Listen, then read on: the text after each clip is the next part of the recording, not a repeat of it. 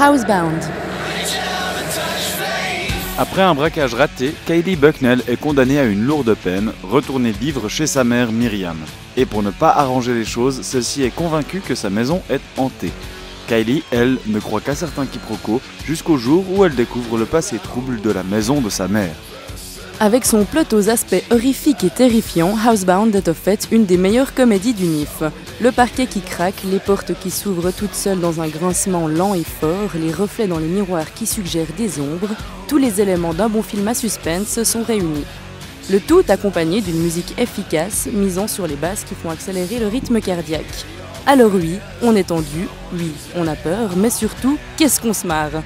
Les personnages se complètent parfaitement avec leur caractère plus ou moins loufoque.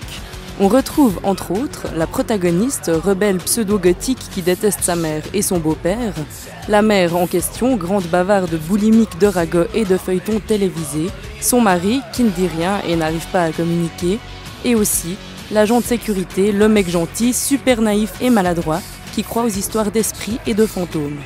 Ce mélange de genre cinématographique et de personnalité fait d'Housebound une comédie horrifique proche de la perfection qui lui a valu le prix du jury de cette édition 2014.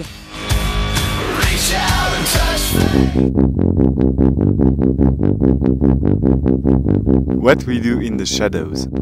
Des journalistes sont accueillis dans une colocation de 4 vampires pour réaliser un documentaire. Ensemble, ces vampires doivent surmonter les petits tracas du quotidien, comme la répartition des tâches ménagères, la satisfaction de leur constante soif de sang, ou comment choisir une tenue pour sortir quand on ne voit pas son reflet dans le miroir, ou encore comment réussir à entrer en boîte de nuit quand le videur ne veut pas nous y inviter.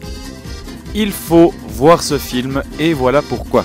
Toutes les idées y sont bonnes. Par contre, on ne sait comment les créateurs de Flight of the Conchords, série à voir absolument aussi, y ont pensé. Durant tout le documentaire, on ne cesse de rire en découvrant le quotidien de ces 4 vampires cherchant à se fondre dans la société et la vie nocturne de Wellington. On s'attache extrêmement vite aux personnages, qui, malgré leur côté flippant, n'en restent pas moins quasi humains. De plus, les décors sont parfaits, les personnages secondaires apportent une touche encore plus drôle au film. Bref, c'est une réussite complète. Il a d'ailleurs été récompensé par le public et sera certainement diffusé en Suisse romande par la RTS. Il faudra être aux aguets pour ne pas manquer cette brillante comédie.